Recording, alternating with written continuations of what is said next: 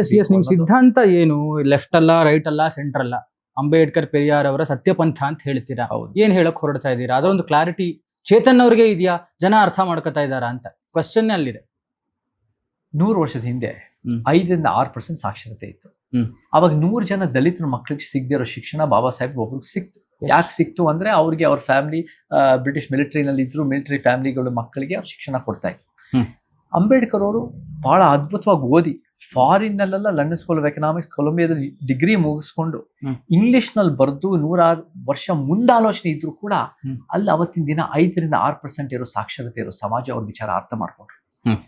ಇವತ್ತು ನಮ್ಗೆ 75-80% ಸಾಕ್ಷರತೆ ಇದೆ. ಪ್ರತಿಯೊಬ್ಬರಿಗೂ ಸೋಷಿಯಲ್ ಮೀಡಿಯಾ ಇದೆ, ಪ್ರತಿಯೊಬ್ಬರಿಗೂ ಒಂದು ರೀತಿ ಯಾವ್ದು ಸರಿ, ಯಾವ್ದು ತಪ್ಪು, ಯಾವ್ದು ಒಳ್ಳೇದು, ಯಾವ್ದು ಕೆಟ್ಟದ್ದು ಅಂತ ಬಹಳ ಜಾಗೃತಿಯಿಂದ ಬಹಳ ಒಳ್ಳೆ ರೀತಿಯಲ್ಲೇ ಅವರ ಗ್ರಹಿಸೋ ಶಕ್ತಿ ಇದೆ. ನಾವು ಜನರ ಮುಂದೆ ಒಂದು ಉತ್ತಮ ಸಮಾಜದ ವಿಚಾರ ಜನರ ಮುಂದೆ ಇಟ್ರೆ, ಯಾವುದು ಉತ್ತಮ ಸಮಾಜ? ಸಮ ಸಮಾಜ. ಆ ಸಮ ಸಮಾಜ ಜನರ ಮುಂದೆ ಇಟ್ರೆ ಜನ ಖಂಡಿತ ನಮ್ ಜೊತೆ ಕೈ ಹಿಡಿತಾರೆ, ನಮ್ಗೆ ಬೆಂಬಲಿಸ್ತಾರೆ ಅಂತ ನಮ್ಗೆ. ಅಂದ್ರೆ ಏನ್ ಸಮ ಸಮಾಜ ಇಲ್ಲಿ ತನಕ ಯಾರು ಆ ಒಂದು ಕಲ್ಪನೆ ತಂದೆ ಇಲ್ವಾ? ಅಂಥ ಮಟ್ಟಕ್ಕೆ ಸಮಾಜ ಇಲ್ವಾ? ಅಂಬೇಡ್ಕರ್ ಅವರು ಮಾಡಿದಂತಹ ಪರಿವರ್ತನೆ, ಸಂವಿಧಾನವನ್ನು ಕೊಟ್ಟರು, ಎಲ್ಲವನ್ನು ಎಷ್ಟೆಲ್ಲ ಪಕ್ಷಗಳನ್ನ ನೋಡಿದೀರಾ ನೀವು. ಹಾಗಾದ್ರೆ ನಿಮ್ಮ ಐಡಿಯಾಲಜೀಸ್ ಪ್ರಕಾರ ಸಮಾಜ ಇಲ್ವಾ ಈ ಕ್ಷಣಕ್ಕೂ?